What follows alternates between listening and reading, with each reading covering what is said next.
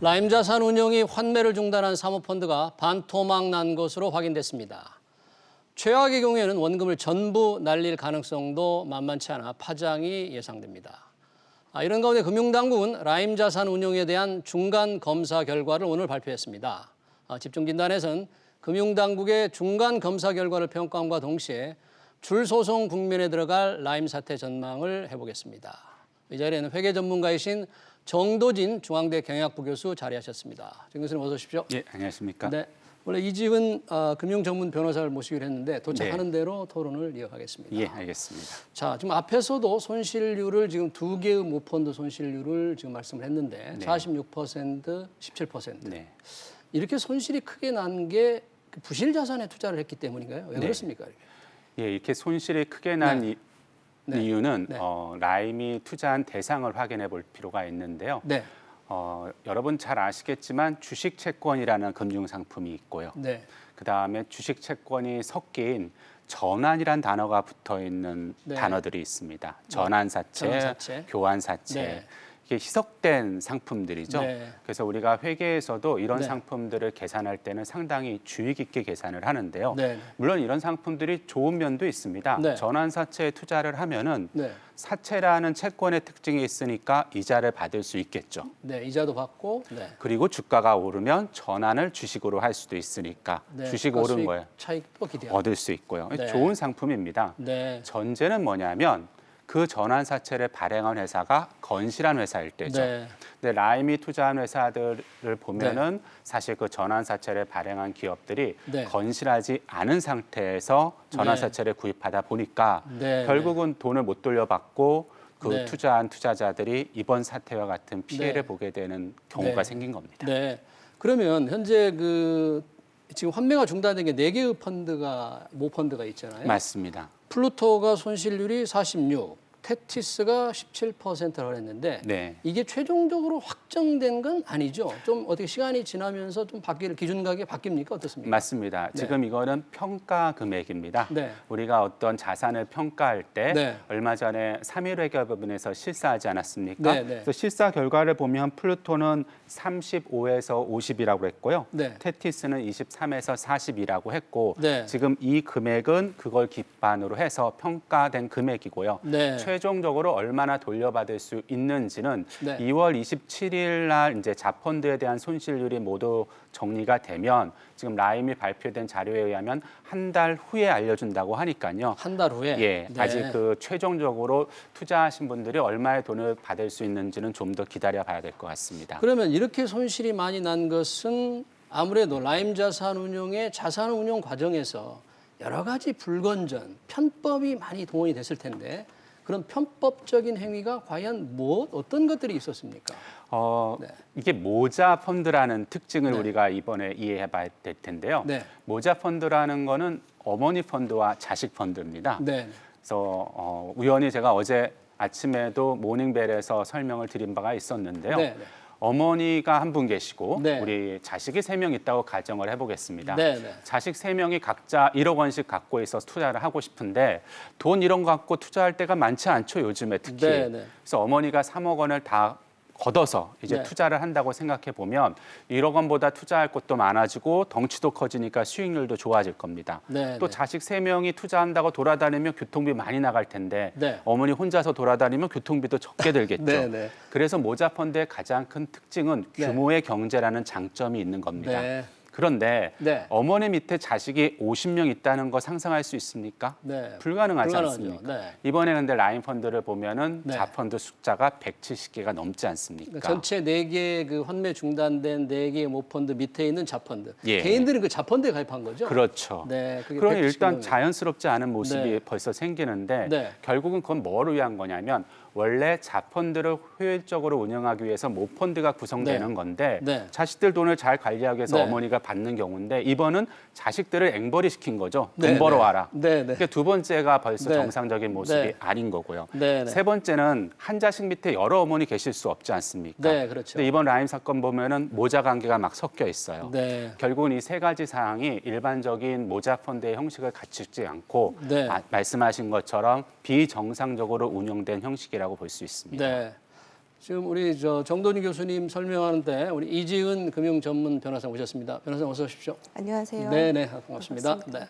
지금 저희가 이제 손실률이 왜 그렇게 낮느냐. 네. 지금 오늘 발표한 이 모펀드의 손실률이 얼마나 되느냐. 왜 지금 라임 자산운용이 뭐를 잘못했느냐. 이런 얘기를 지금 하고 있는 중이거든요. 네, 네. 가장 문제가 되는 불법적인 행위를 뭐로 볼 수 있습니까? 이 투자자들은 전혀 이거 잘 모르고 있었는데. 사실은 이제 여기서 불법적이라는 표현을 쓰기는 다소 조금 그렇습니까? 조심스러운 네. 상황인 것 네. 같아요. 왜냐하면 네. 아직 지금 뭐 검사도 시작이 네. 본격적으로 아직 안 됐잖아요. 네. 그렇죠. 그러고 이제 일단은 수사기관에서 본격적으로 이제 그런 거를 하기 전에 보통 이제 네. 일반적인 금융 이제 그런 스캔들 같은 네. 경우에는 검사 결과를 가지고서 이제 보통 이제 검찰에서 수사를 네. 진행을 하지 않습니까? 네, 네. 그래서 이제 이번에는 고소가 된 상황이고 거기에 이제 뭐 정황적으로 녹취 뭐 이런 것도 네. 확보가 되어 있다고 하고 네. 뭐 그리고 이제 지금 일단은 그 주요 관계자인 그 네. 이종필 그 부사장이 도주를 했지 않습니까? 최고 운용 책임자인 그렇죠. 이종필 부사장. CIO가 네. 도주를 해가지고 네. 사실 이거는 이제 별건으로 배임 이제 횡령 이런 쪽으로 이제 수사를 했던 네. 상황에서 이제 도주를 한 거예요. 인출을 네. 100억 원 정도를 했다고 또 알려져 네. 있죠. 네. 그래서 네. 그런 부분에서는 이제 상당히 의심스러운 이제 여러 가지 것들이 네. 있는 것 같습니다. 네, 네, 네. 그런데 이 금융감독원에서 발표한 자료를 보면은 펀드 간의 우회 자금 지원이다.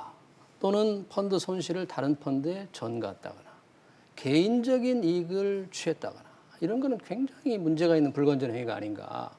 어떻게 이런 펀드가 이렇게 되도록 그러면 금융당국은 도대체 뭘 했느냐 이런 비판도 투자자들은 하고 있어요.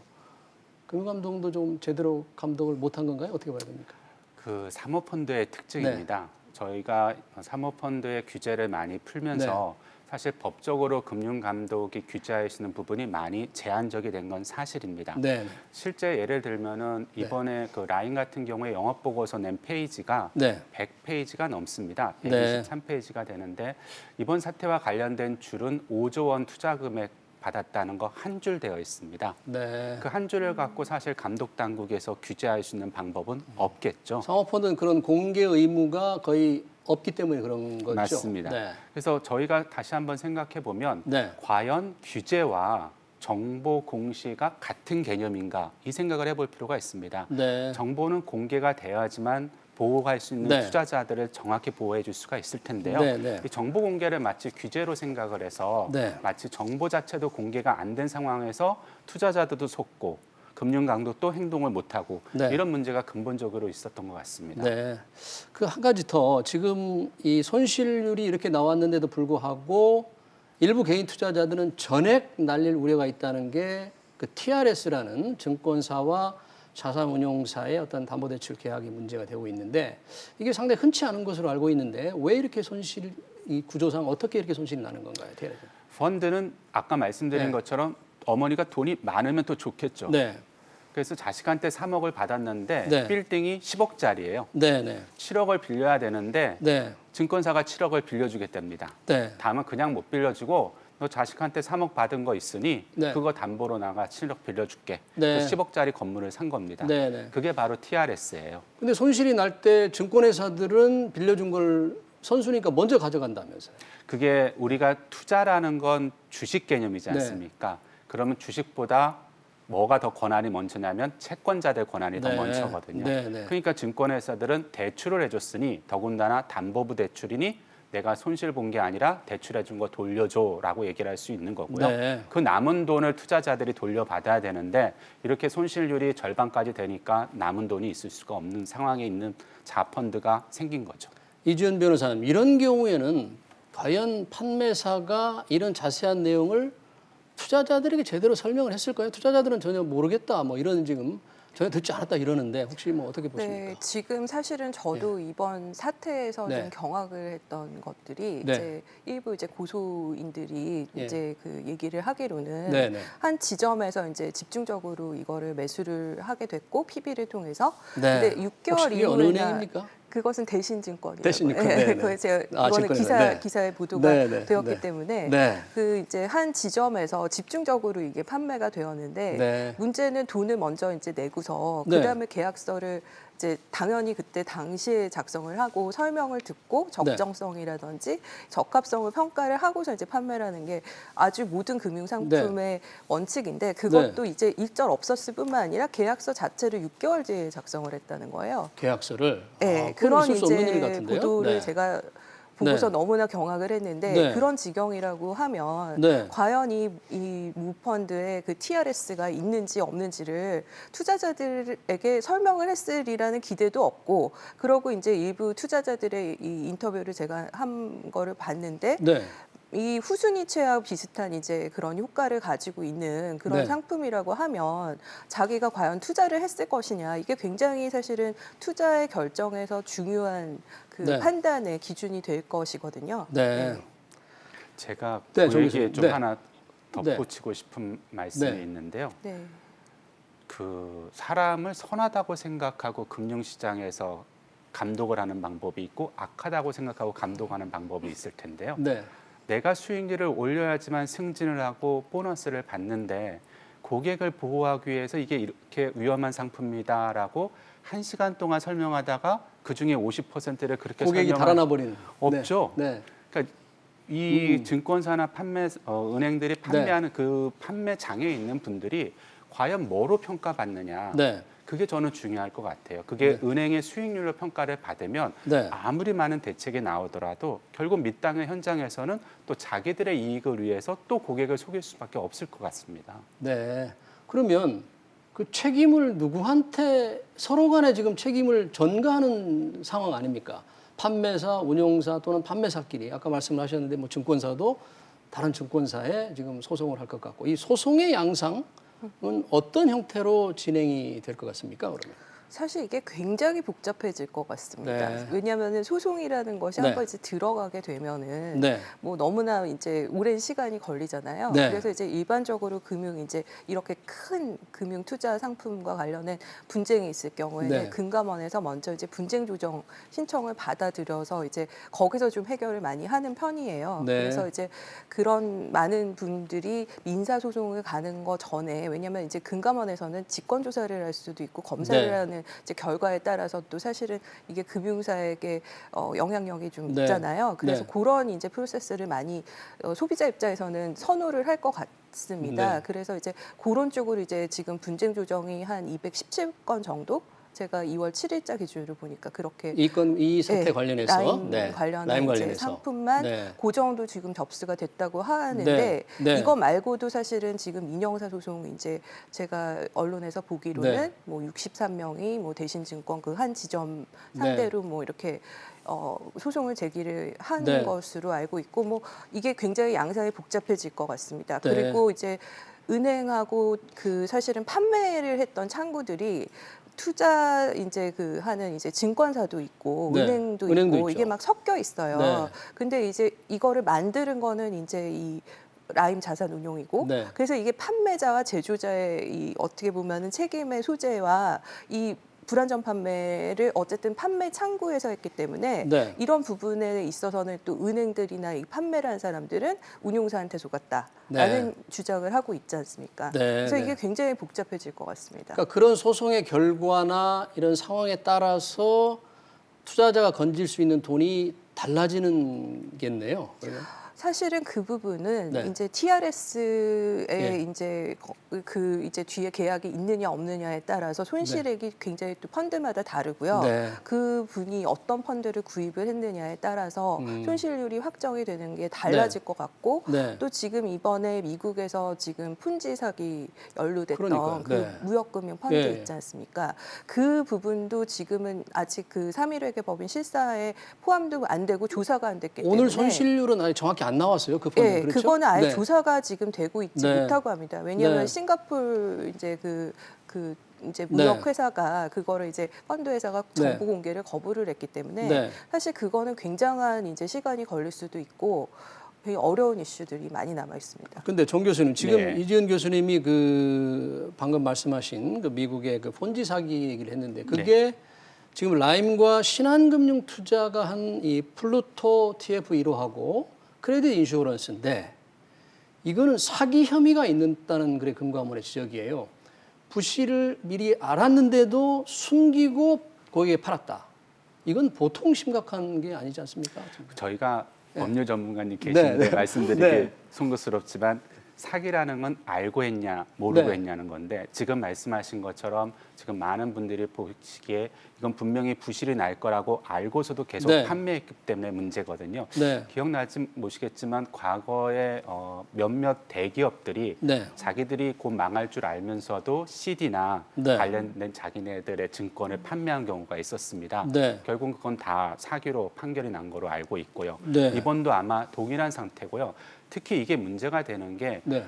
사실 저희가 손실률을 이렇게 말로 얘기하기 송구스러울 정도로 개인이 피해 본 분들의 아픔은 엄청납니다. 지금 개인 전체에 해당되는 분이 4천 명이 넘더라고요. 이번 그 라임 사태 관련해서. 4,600개 네. 정도 중에서 계좌. 4,000분이 개인으로 개인 알고 계좌고. 있으니까요. 600 정도가 이제 그러니까 그분들은 기관으로 뭐 알고 돈을 다 있는데 날리게 생겼습니다. 언론에 노출된 것 보니까 뭐 25년 동안 모은 돈을 이번에 다 네. 잃었다는 분도 계시고 그래서 저희가 이렇게 손실률을 그냥 쉽게 얘기하지 못할 정도로 고통이 많이 그분들 있는 아픔이 게 워낙 크니까. 현실인데 네.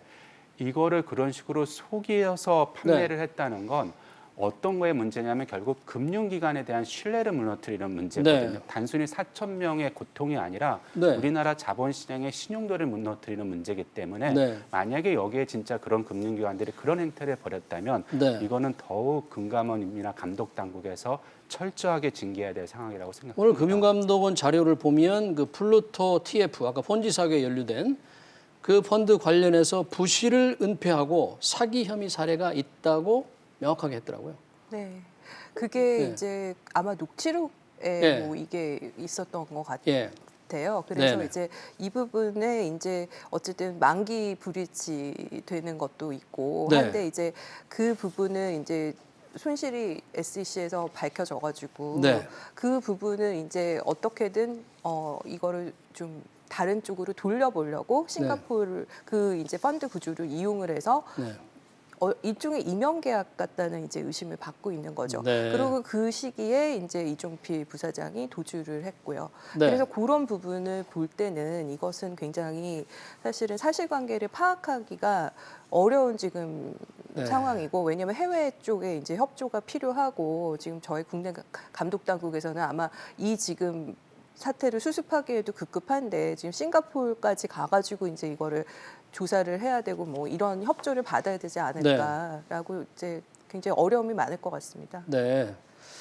그런데 그 이제 그 무역금융 펀드 그 펀지 사기 관련된 것 말고도 플루토 펀드도 보면은 뭐 캄보디아 리조트에 투자해서 그게 80% 상각이 되고 그러니까 굉장히 위험한 자산에 투자를 한 것 같은데 역시 투자자들은 계속해서 그 펀드가 돈을 더 많이 벌 수 있게 해주겠다는 기대감으로 들어간 거죠. 증권회사들도 그러지 않았겠습니까? 그러니까 그 라임 자산운용 규모가 확 커졌을 텐데 고수익을 기대한 분들이 대부분이었죠. 그렇죠. 보통 지금 저금리라 다들 힘들다고 얘기하면서 유유자금을 운영을 해야 되는 상황에서 저렇게 높은 금리를 주겠다고 얘기를 하니 더군다나 정보가 완전히 공개되지 않은 상태에서 주겠다고 했으니 일반 투자자들 입장에서는 그런 상품을 회피할 필요가 없는 상황이 되고요. 네. 더군다나 그런 이제 위험 자산에 투자를 하면서 네. 아직 확인되지는 않았지만 펀드를 갖고 돌려막기 했다는 네, 그렇죠. 뭐 그런 증거도 나온다고 얘기들을 하고 있으니 네. 사실 이 끝에 어디까지 갈지 그 끝까지가 상당히 우려되는 상황이 깊은 거죠. 네. 그러면 이 원래 금융감독원에서 금융당국이 이런 사모펀드를 좀 많이 권장을 했잖아요. 그래서 네. 위험자산 기업에 좀 투자도 하고 스타트업 같은 데를 좀 키워달라 이렇게 해서 했는데 규모는 커졌는데 운용하는 회사나 당국이 관리하는 회사나 이런 게 아직 준비가 안 된 상태에서 너무 커져버린 게 아닌가. 네. 그런 건 어떻게 보십니까? 사실 이 라임 자산운용이 네. 굉장히 각광을 받았잖아요. 네. 뭐 아시겠지만 2012년도에 설립이 네. 돼가지고 얼마 되지 않은 상황에서 뭐 거의 스타 대접을 받았든 그러니까 이번에 그 관련된 증권회사들이 네. 돈을 싸가지고 와서 맡겼다고 하더라고요. 지금은 뭐 서로 막 그 비난하고 그러는데 네. 수익을 많이 내주니까 다 그렇게 했다던데요. 네. 그래서 네. 그런 이제 사모펀드를 육성을 하고 네. 2008년도부터 이제 우리 정부가 네. 자본시장법 제정을 하면서부터 이제 펀드에 대한 이제 규제 완화를 네. 지속적으로 해왔잖아요. 네. 이제 그런 거에서 스타 플레이어 하나 정도 나왔으면 하는 네. 사실 당국의 이 바람과 이런 것들이 좀 맞아 떨어졌던 것도 네. 있는 것 같고요. 네. 근데 이제 문제는 그런 기본적인 판매 원칙이 안 지켜지고 네. 한다는 거는 굉장히 저는 2008년도에 보니까 미스테리 쇼핑을 처음으로 저희가 도입을 했었더라고요. 미스터리 쇼핑. 네. 그게 펀드 관련해 네. 가지고. 네. 근데 네. 지금 뭐 2020년이 됐는데도 네. 지금 그게 개선이 됐다고 이게 보이지 않지 않습니까? 네. 너무나 원칙적인 건데도. 네. 네. 이번에 사모펀드 이제 개선 방안을 이제 잠정적으로 발표를 했고 최종적으로는 뭐 곧 확정을 할 텐데 그러면 다시 규제를 강화를 해야 됩니까? 어떻습니까, 교수님?